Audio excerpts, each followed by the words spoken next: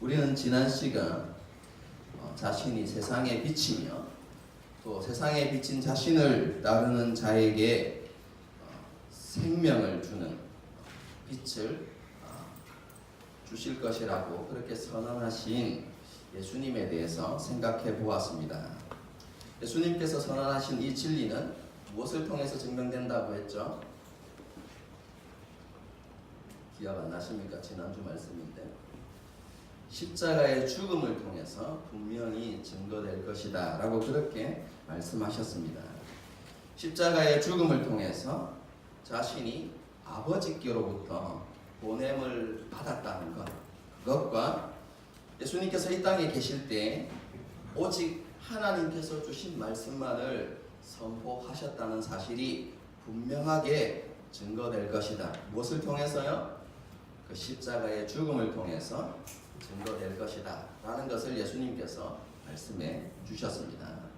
요한복음의 저자는 이러한 예수님의 선언을 듣고 많은 사람이 예수님을 믿었다라고 이렇게 기록하고 있습니다.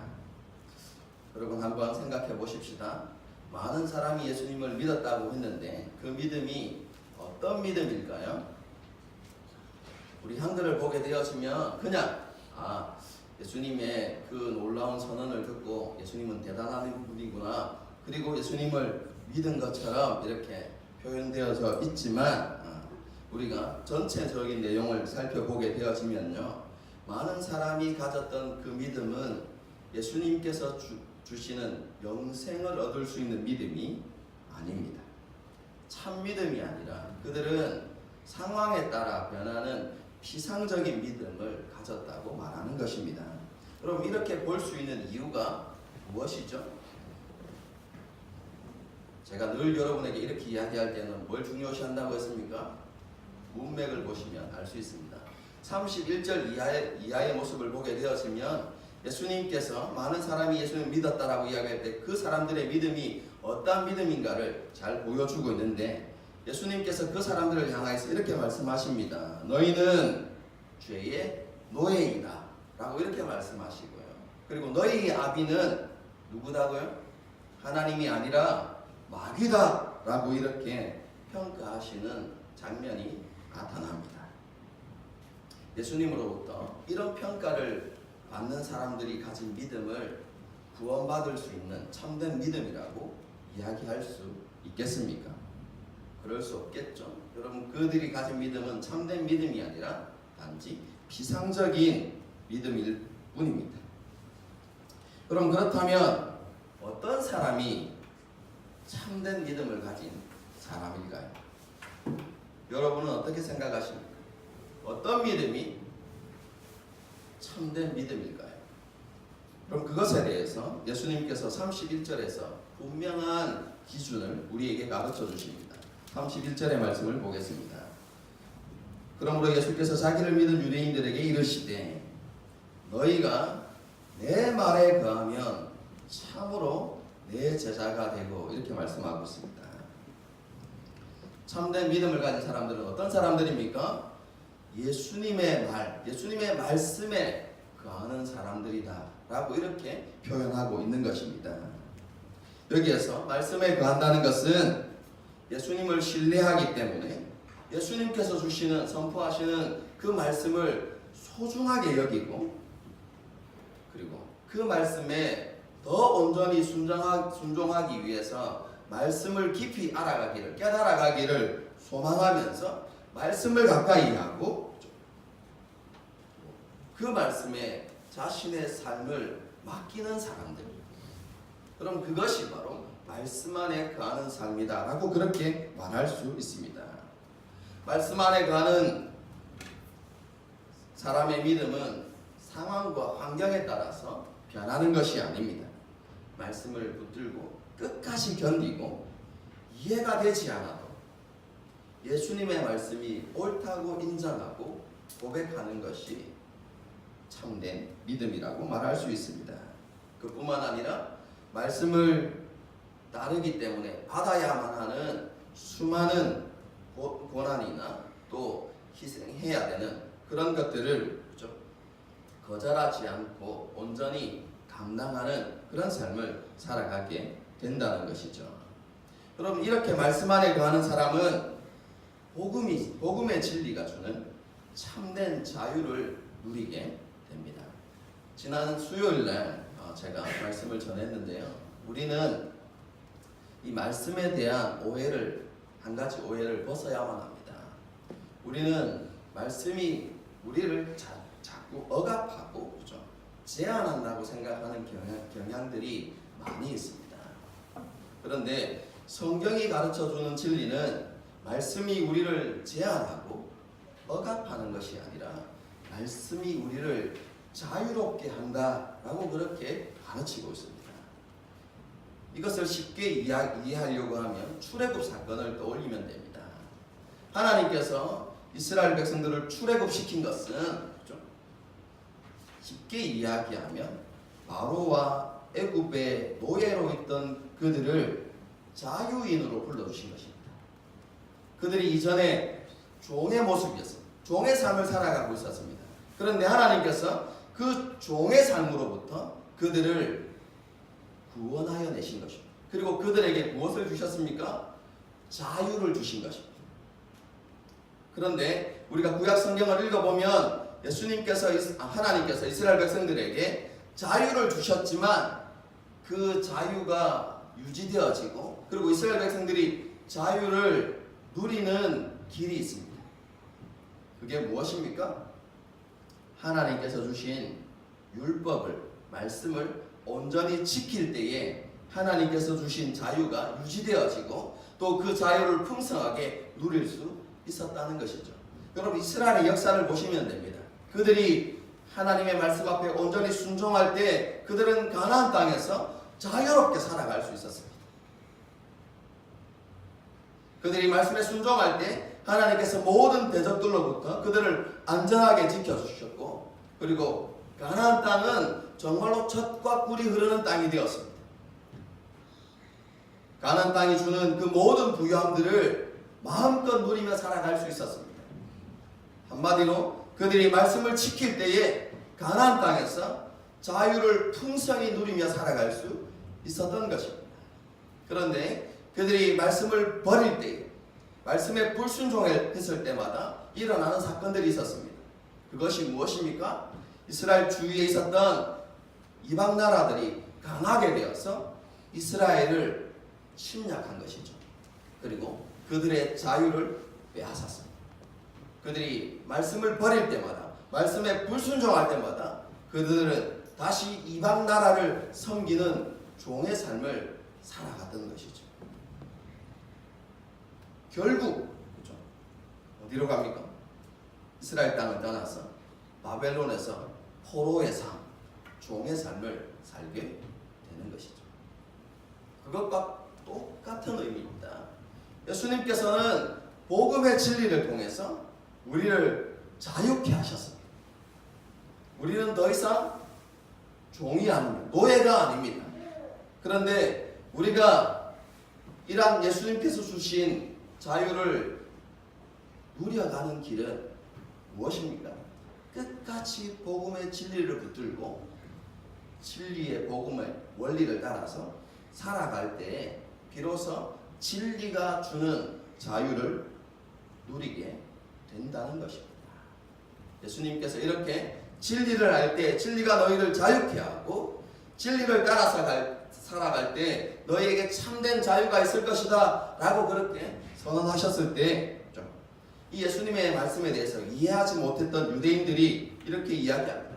우리는 한 번도 종이 된 적이 없는데 왜 네가 우리를 자유케 할 것이라고 이야기하는가? 우리는 아브라함의 자손이다 이렇게 이야기합니다. 여러분, 유대인들이 지금 이렇게 이야기할 때 우리가 한 번도 남의 종이 된 적이 없다라고 이야기하는 것은 정치적인 측면에서 이야기하는 것이 아닙니다. 아까도 말씀드렸지만 유대인의 이스라엘의 과거를 보게 되었으면 이스라엘은 다른 민족의 노예로 살아갔던 적이 굉장히 많이 있습니다. 그렇기 때문에 그들이 정치적인 면에서 우리가 남의 종이 된 적이 없다라고 말하는 것이 아니겠죠. 그럼 그렇다면 유대인들이 이야기할 때 우리는 종이 된 적이 없다라는 의미가 도대체 무엇을 의미할까요? 여러분, 그것은 혈통적으로 그렇다는 것입니다.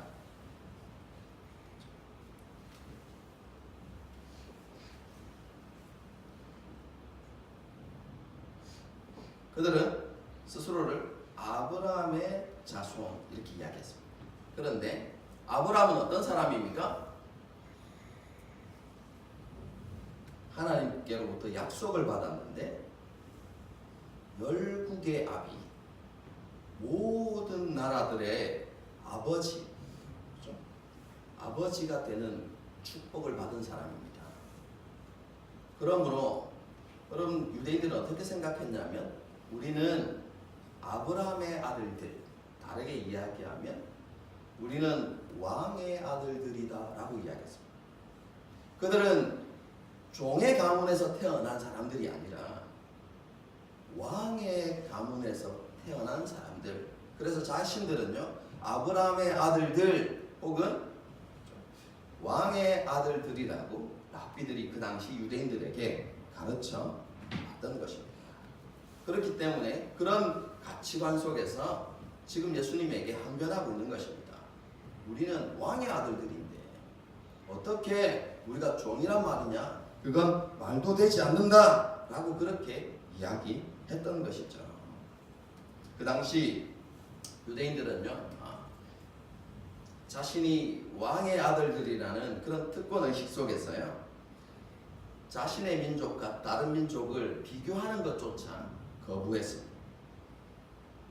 특별히 자기 자신들이 유대인들이 다른 민족보다 열등하다는 것을 절대로 인정할 수 없었습니다.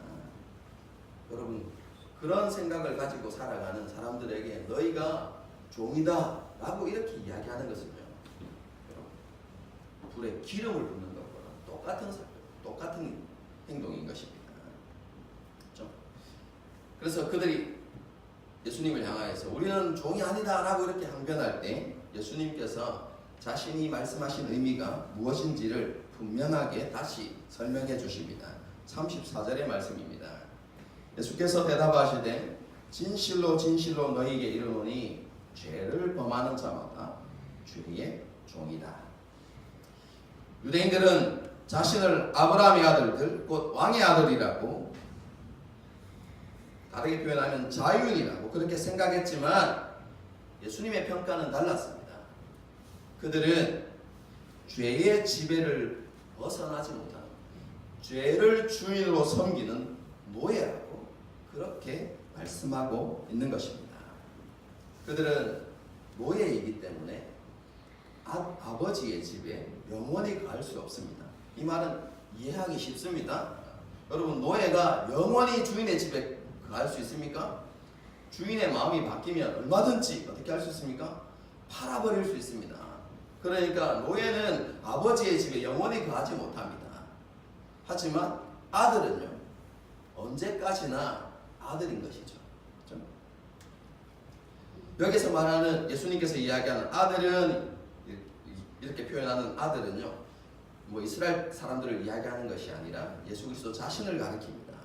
예수님은 하나님의 아들로서 영원히 아버지의 집에 거하시는 분이다라는 것을 밝히고 있는 것이죠. 뿐만 아니라 그 아들에게는 놀라운 권세가 있습니다. 그 권세가 무엇입니까? 아버지께서 주신 권세인데 그 노예들을 자유케 할 수 있는 권세를 가지고 계십니다. 그렇기 때문에 아들이신 예수님께서 이렇게 말씀하는 것입니다. 아들인 내가 노예들을 자유케 하면 그들은 참된 자유를 얻게 될 것이다 라고 그렇게 이야기하고 있는 것입니다. 예수님께서는 유대인들이 주장하는 것을 이해 못하는 것이 아니었습니다. 그들이 어떤 의미에서 아브라함의 자손이라고 말하는 것인지 다 알고 계셨습니다. 하지만 예수님께서 말씀하시는 의미는 이것입니다. 아브라함의 후손이라고 해서 모두 아브라함의 아들의 자격을 가지는 것은 아니다. 여러분, 이게 굉장히 중요합니다. 이 아들의 자격, 이것이요, 37절부터 마지막 59절까지를 이해하는 핵심 키이기 때문에 그렇습니다. 예수님은 지금 누구의 아들인가 이것을 이 핵심을 가지고 나머지 말씀을 풀어가고 있습니다. 여러분들도 그런 관점에서 이 말씀들을 하나하나 이렇게 살펴볼 수 있어야만 합니다. 예수님께서는 다시 이야기합니다. 혈통적으로 아브라함의 후손이라고 해서 아브라함의 아들의 자격을 가지는 것은 아니다 라고 그렇게 말씀해 주십니다.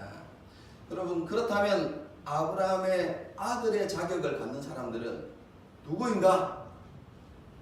한마디로 이야기하면 아브라함이 행한 대로 그대로 행하는 사람들, 아브라함이 가졌던 믿음을 그대로 가지고 아브라함이 행했던 그 삶의 모습을 따라서 살아가는 그 사람들이 정말로 아브라함의 아들로서 자격이 있다고 예수님께서 말씀하는 것입니다.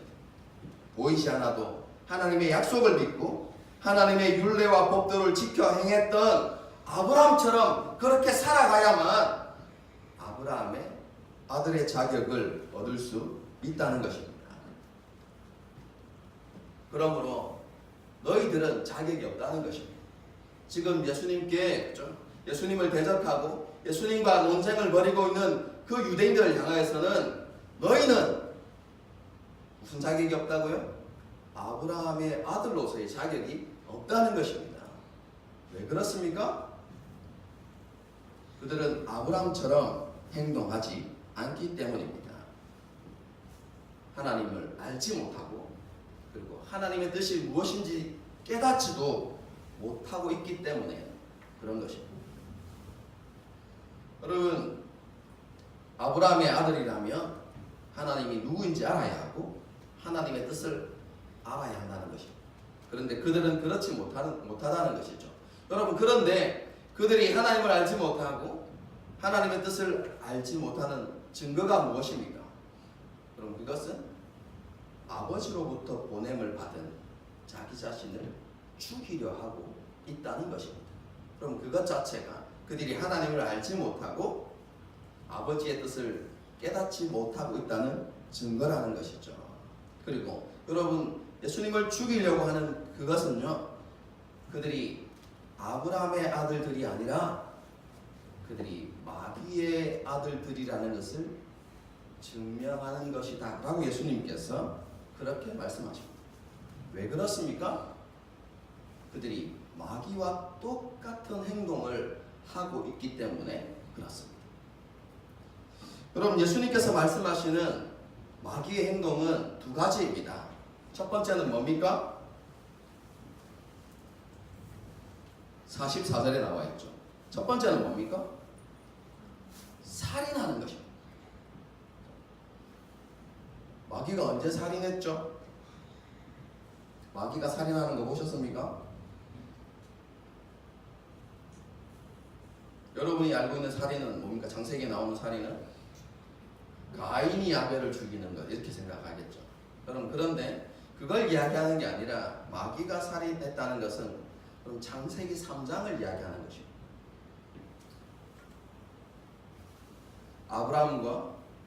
아담과 하와를 유혹해서 하나님의 말씀에 불순종하게 만들어서 그들을 어디에 이르게 했습니까?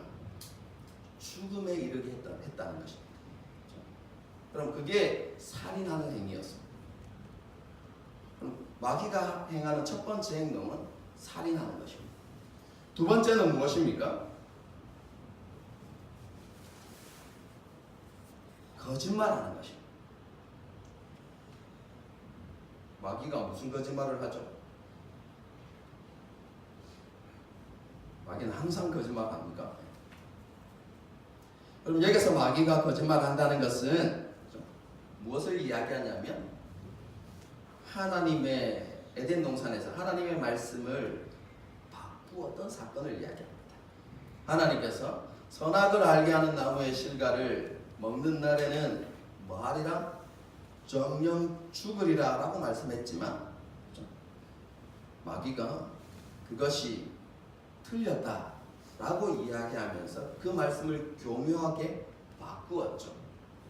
여러분, 그래서 예수님께서 마귀가 거짓말했다는 것은 늘 그냥 우리가 이야기하는 평소에 그냥 막 거짓말하고 다니는 그걸 이야기하는 것이 아니라 하나님의 말씀, 진리를 부정한다는 의미입니다. 그래서 마귀가 하는 것은 두 가지입니다. 죽이는 것과 진리를 부정하는 것입니다. 그런데 지금 예수님을 대적하고 있는 그 유대인들이 그 마귀와 똑같은 행동을 하고 있다는 것이죠. 예수님을 뭐 하려고 하고 있습니까? 죽이려고 하고 있습니다. 뿐만 아니라 예수님의 입술을 통해서 선포되어지는 그 진리의 말씀을 끝까지 뭐 하고 있습니까? 부정하고 있는 것이죠. 그래서 예수님께서 그렇게 말씀하시는 것입니다. 너희는 마귀와 같이 똑같이 행동하기 때문에, 마귀가 했던 그대로 행하기 때문에 너희의 아버지는 하나님이 아니라, 아브라함이 아니라 누구라는 것입니까? 마귀다 라고 지금 예수님께서 말씀하고 계신 것이죠. 예수님께서 이렇게 말씀하시자 유대인들이 더 이상 예수님의 말씀을 반박하지 못하고 침묵은 할 수 없고, 지기 싫으면 그 다음부터 어떻게 이야기합니까? 일반적인 세상의 삶을 이야기 한번 해보십시다. 그렇죠? 논쟁을 했어요. 그렇죠? 논쟁을 했습니다. 그런데 도저히 논리적으로는 이길 수 없습니다. 자기의 논리가 안 맞는. 여러분, 그때부터 어떻게 합니까? 일단 큰 소리 치죠. 여러분, 이 유대인들도 마찬가지입니다. 자신들이 말씀에 근거한 논리로 가지고 예수님을 이길 수 없는 것입니다. 그때부터 큰 소리를 치는데 어떤 것으로 큰 소리를 치냐면 예수님을 인신공격하는 것입니다. 뭐라고 이야기합니까? 예수님을 사마리아인 취급하는 것입니다. 동시에 너는 귀신 들렸다 라고 이렇게 이야기하는 것입니다. 여러분, 사마리아인 취급하는 것은 이런 의미입니다. 예수님이 유대인이라면 유대인들을 향하여서 너희가 마귀의 자식이라고 말할 수 없다는 것입니다.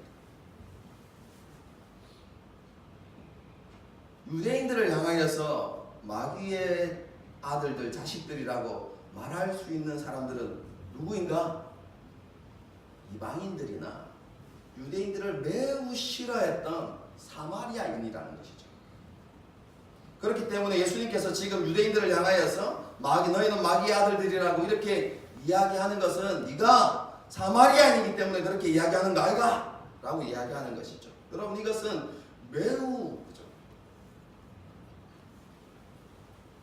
사람의 인격을 깎아내리는 인신공격이에요. 여러분, 그 당시 유대인들은 사마리아인들을 매우 부정한 사람으로 생각했던 것이죠. 그 사람들과 접촉도 하지 않았고 말도 섞지 않으려고 했습니다. 심지어는 그들의 땅을 지나가기만 해도 옷에 묻었던 먼지까지 털었던 그런 사람들입니다.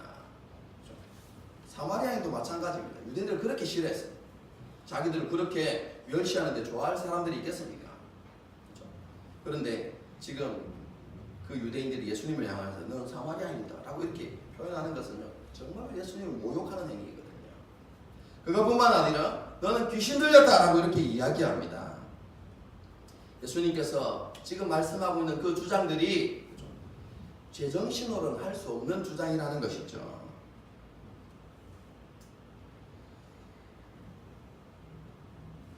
하나님의 말씀 앞에 온전히 순종했던 아브라함도 죽었고,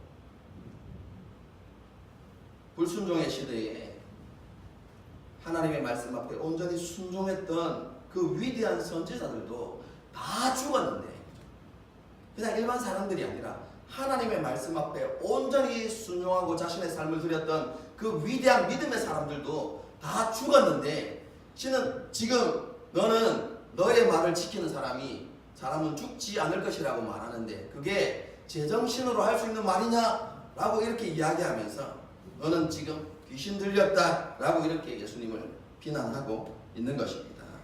여러분, 그러면서 예수님을 어떤 사람 취급하냐면 자기 자신을 스스로 높이고자 하는 자신의 영광만을 구하는 사람으로 그렇게 예수님을 취급합니다. 여러분, 그 표현이 바로 너는 너를 누구라 하느냐? 라는 표현입니다. 아브라함도 죽었는데, 선지자도 죽었는데, 너는 너의 말을 지키면 영원히 죽지 않는다고 말하는데, 그렇다면 네가 아브라함보다 더 높단 말이냐? 네가 선지자들보다 더 위대한 사람이란 말이냐?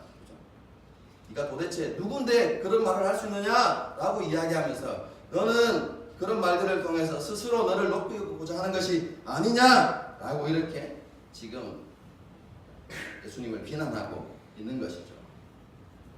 이러한 유대인의 비난에 대해서 예수님께서 이렇게 대답하십니다. 자기 자신은 자기를 대단한 존재로 높이는 사람이 아니다 라고 말씀하십니다. 자신은 오직 아버지 하나님만을 의지하고 오직 아버지 하나님께만 순종하는 사람이다 라고 그렇게 말씀하십니다. 다르게 표현하면 예수님께서는 자기 자신의 영광을 구하는 사람이 아니라 오직 아버지 하나님의 영광만을 구하고 아버지를 공경하기 때문에 항상 아버지의 말씀에 순종하는 삶을 살아가고 있다고 말씀하시는 것이죠. 예수님께서 이런 삶을 살아가기 때문에 스스로 높아지는 것이 아니라 하나님 아버지께서 예수님을 높여주신다라고 이렇게 표현하고 있습니다. 그런데 유대인들은 이 사실을 전혀 깨닫지 못하고 있습니다. 여러분, 이러한 예수님에 대해서 오해하고 예수님의 말씀을 깨닫지 못하는 모습 역시 아브라함의 행위를 따르지 않는 모습입니다. 왜 그렇습니까? 보십시오. 어려운 부분인데요.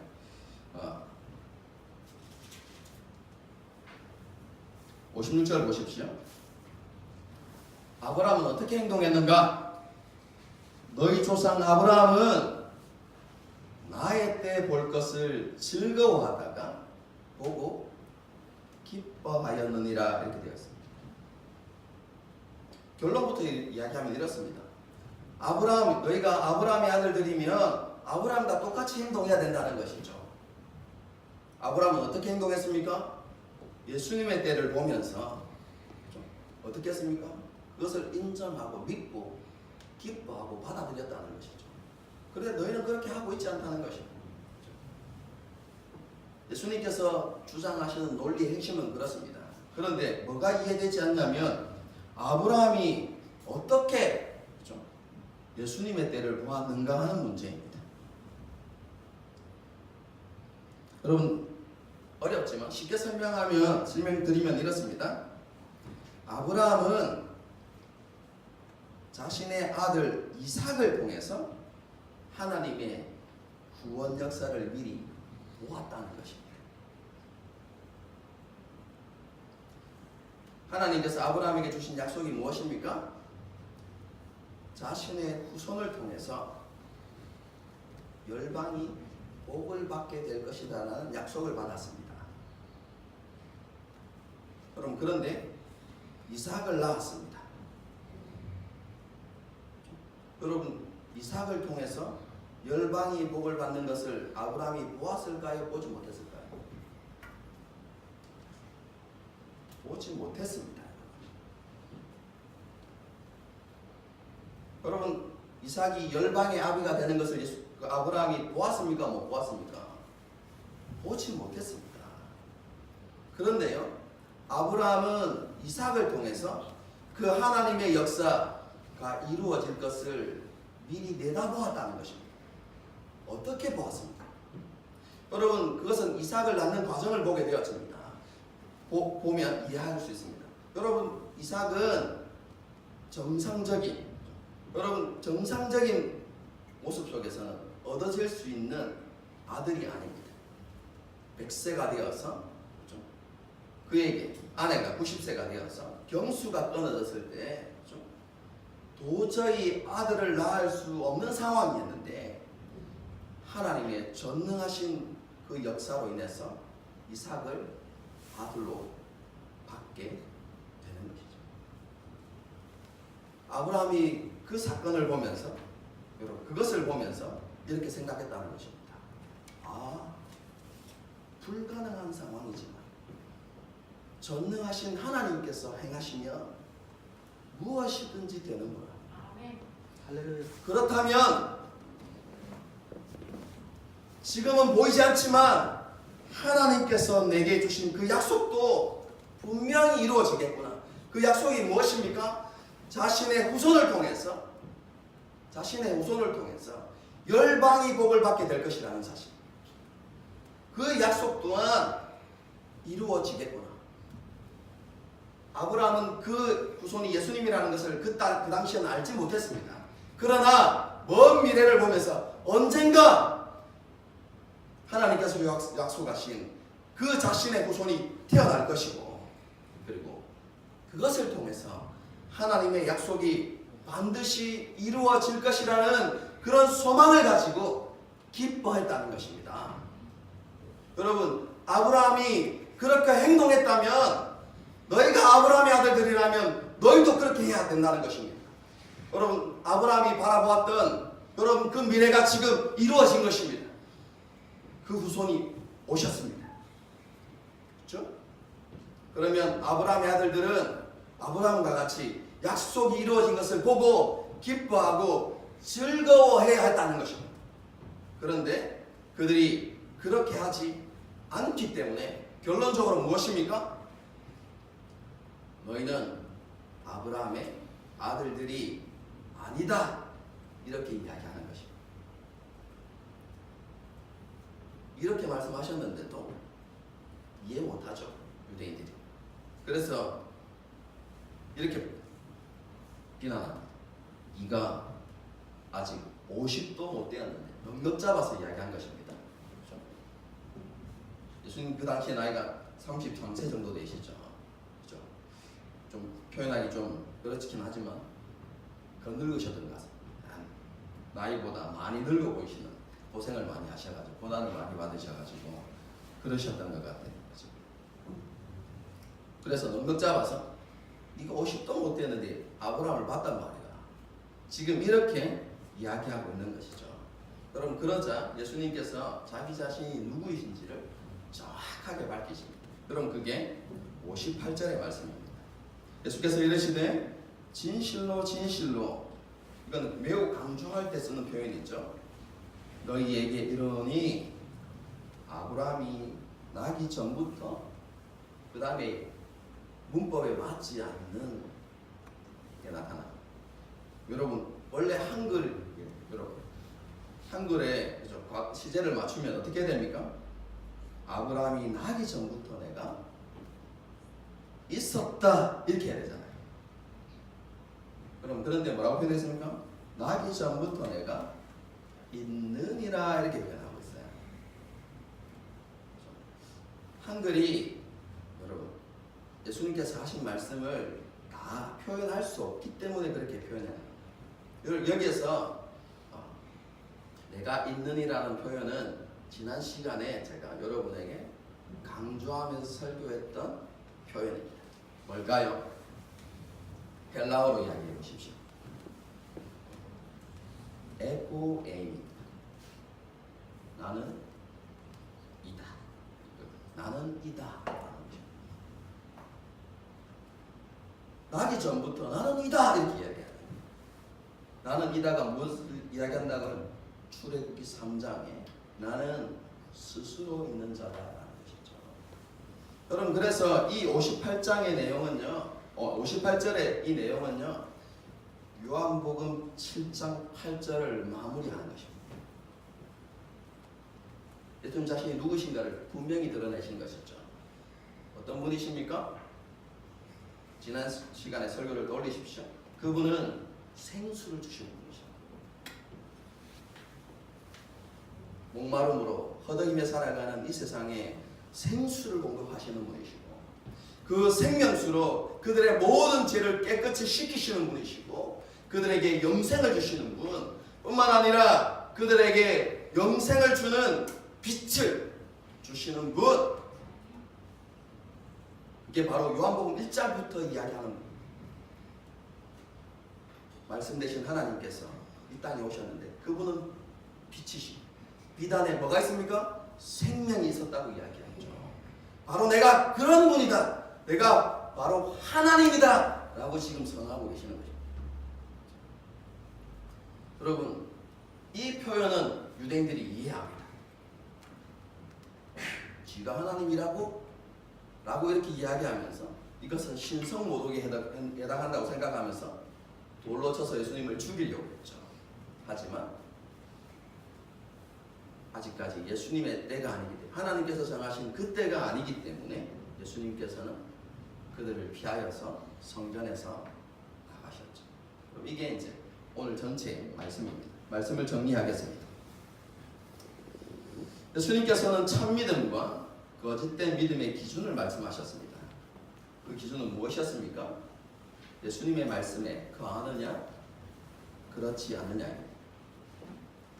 말씀에 거한다는 것은 말씀을 소중하게 여기고 말씀에 자신의 삶을 맡기고 말씀을 따르는 삶을 살아가는 것을 이야기하는 것입니다. 이렇게 말씀 안에 거하는 사람은 말씀을 통해 참된 자유를 누리게 됩니다. 그리고 이렇게 말씀을 따르는 삶은 자기 자신이 하나님의 아들이라는 것을 증명하는 것입니다. 왜 그렇습니까? 아들은 아버지를 닮아가기 때문에 그렇습니다. 말씀을 따르지 않는 삶은 그들 자신이 하나님의 아들이 아니라 마귀의 자녀임을 드러내는 증거입니다. 예수님께서 이 땅에 오신 것은요, 그렇게 마귀의 자녀로서 죄의 노예로서 살아가는 사람들을 자유케 하기 위해서 오셨습니다. 요한복음 7장 8장과 연관시켜서 여러분에게 설명하면 예수님께서 그들을 구원하시기 위해서 이 땅에 오셨는데 초막절의 완성자로 오셨다는 것입니다. 그것은 자신이 생수로 인생의 모든 목마름을 해결하고 모든 죄를 씻기고 하나님의 생명을 주시는 분으로 오셨다는 것을 이야기합니다. 동시에 어둠 가운데 있는 사람들에게 자신은 세상의 빛이고 또 자신을 따르는 자에게 생명의 빛을 수여하시는 그런 분이심을 예수님께서 말씀하고 있는 것입니다. 그리고 이 진리는 지난 설교 때 강조했던 것처럼 예수님의 십자가의 죽음을 통해서 분명하게 증명되는 것입니다. 이것이 요한복음 7장, 8장의 핵심입니다. 그렇다면 오늘 본문을 통해서 우리의 삶에 어떤 것을 적용해 볼 수 있을까요? 오늘은 두 가지 정도 이렇게 생각해 보겠습니다. 첫 번째는 우리의 믿음이 참 믿음인가? 그것을 점검해 보아야 합니다. 예수님께서 참 믿음을 가진 사람들은 어떤 사람이라고 했습니까? 예수님의 말씀에 거하는 사람들. 말씀 안에 거하는 사람들이 참 믿음을 가진 사람이라고 예수님께서 말씀하셨습니다. 예수님의 말씀에 자신의 삶을 맡기고 그 말씀에 순종하는 삶을 살아가는 사람들이 참 믿음을 가진 사람들이다라고 그렇게 오늘 본문이 우리에게 가르치고 있는 것입니다. 우리의 삶은 어떻습니까? 말씀 안에 거하고 계십니까?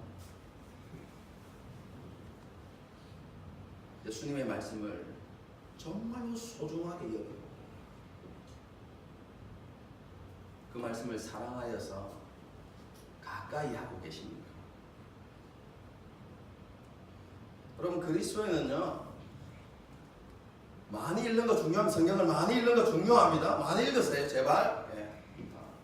제발 좀 부탁합니다. 여러분 많이 읽으세요. 여러분 많이 읽어서 제가 이야기할 때 그 본문이 어디에 있는지는 그렇죠? 그리고 앞뒤 내용이 무슨 내용인지는 좀 이해할 수 있을 만큼 많이 읽으세요. 많이 읽는 거 중요합니다. 그런데 그것도 중요하지만 더 중요한 것은 예수님의 말씀의 참된 의미가 무엇인지를 깨달아가는 거예요. 여러분 그래서 말씀을 읽으면서 정말로 깊이 묵상하고 예수님께서 그 말씀을 통해서 하나님께서 그 말씀을 통해서 우리에게 정말로 주시고자 하는 말씀이 무엇인지를 여러분 깨닫기 위해서 몸부림치는 삶을 살아요.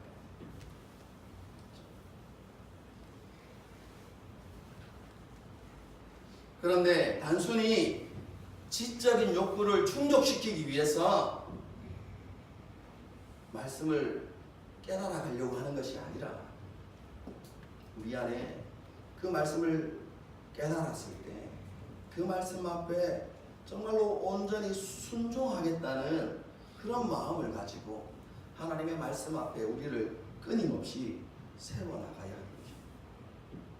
여러분 그렇게 살아가는 것이 우리의 믿음이 참된 믿음이라는 것을 증명하는 길입니다.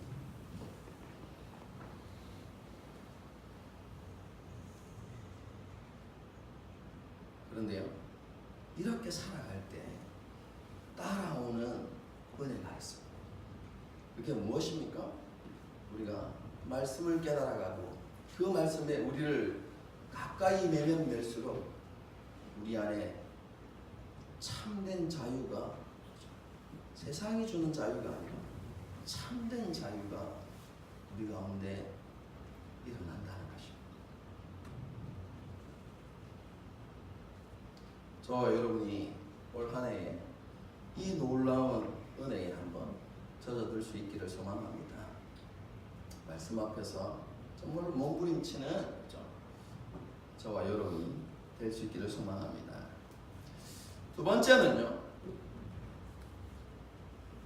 우리의 아버지는 누구인가? 이 질문에 대해서 우리가 진지하게 한번 고민하고 대답해 보아야 한다고 생각합니다. 물어보겠습니다. 우리의 아버지는 누구이십니까?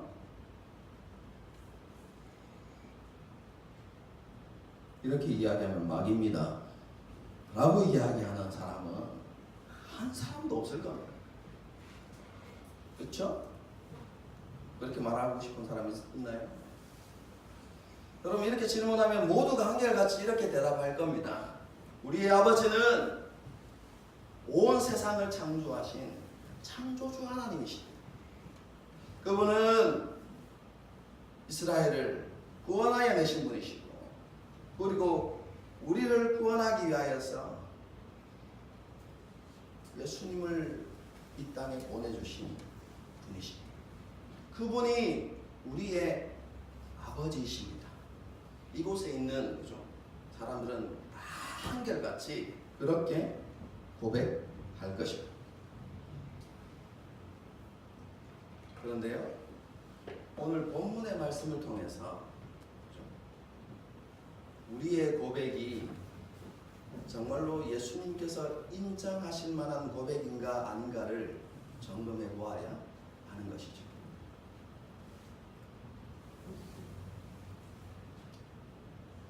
아들은 어떤 삶을 살아간다고 했습니까? 자신의 아버지를 본받는 삶.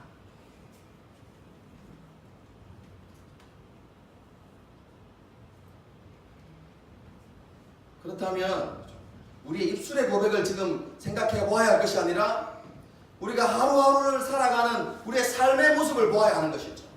도대체 우리의 삶의 모습은 누구를 본받는 삶인가? 누구와 닮은 삶인가? 우리 자신들을 보아야 하는 것이죠.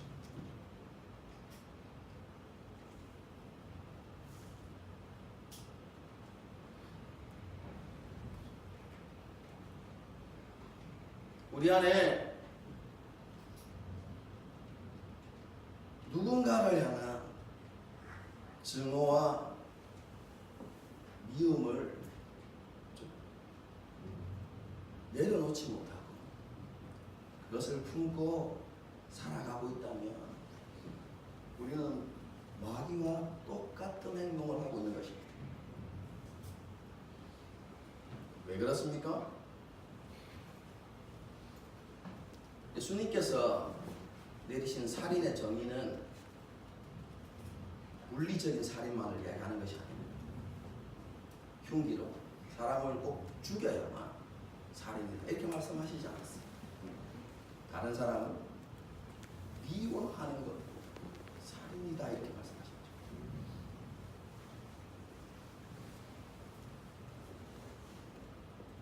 우리를 궁지로 몰아가는 수많은 사람들이 있죠. 그렇죠? 직장 상사, 직장 동료들, 혹은 같은 하나님의 자녀이면서도 불구하고 내게 씻을 수 없는 모욕을 주었다. 그런 사람들.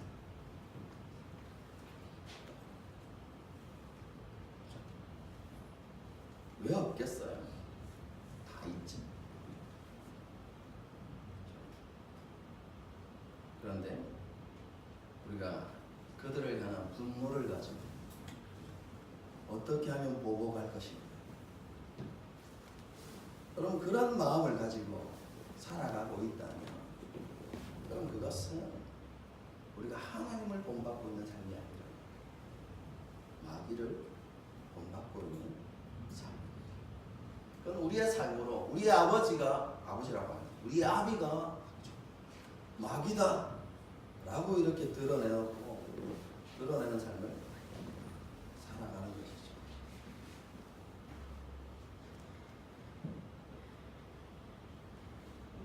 하나님께서 우리에게 날마다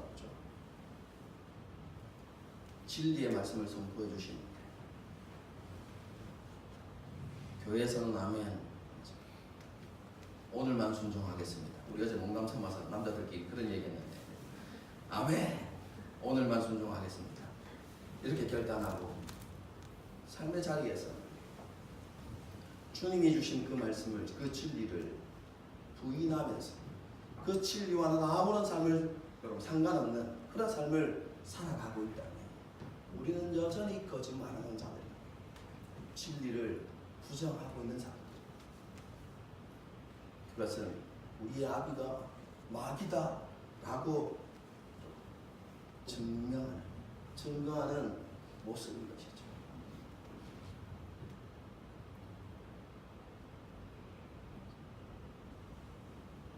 우리의 삶을 돌아보십시오.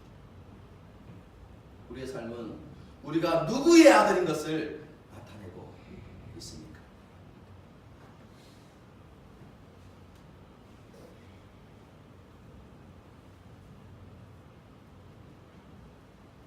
아버지께서 행하시는 것처럼 또 그렇게 행하고 살아가십니까?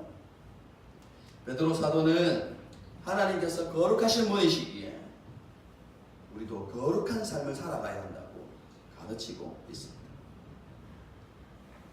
이것은 하나님을 아버지로 고백하는 모든 그리스도인에게 지극히 당연한 삶의 모습.